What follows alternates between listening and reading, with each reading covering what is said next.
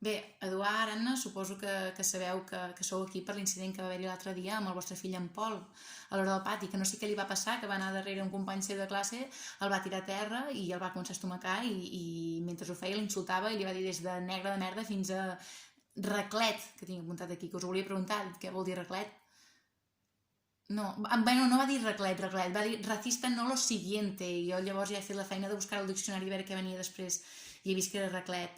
Sí, ja vaig pensar, dic, ostres, quina mala sort també que et falti el lèxic en el moment d'insultar, en un moment així tant, no? Però bueno, tenint en compte la riquesa lingüística del vostre fill, tampoc és que em sobtés gaire, però bueno, ja he fet ja la feina. És igual, la qüestió és que això no pot ser, d'acord? És una cosa molt greu que ningú pot acceptar i amb l'escola doncs, hem hagut de decidir i prendre decisions molt dràstiques i em sap molt greu però les hauré d'acatar, ¿vale? perquè no pot ser això.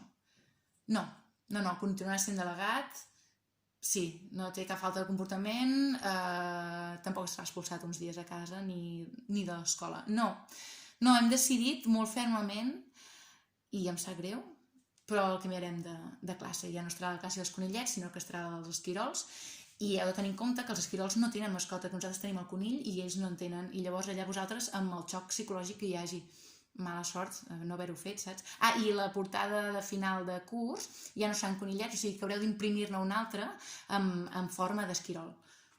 Ja està, no haver-ho fet, escolta'm, i vosaltres pagareu aquesta portada, nosaltres no farem res, ja està.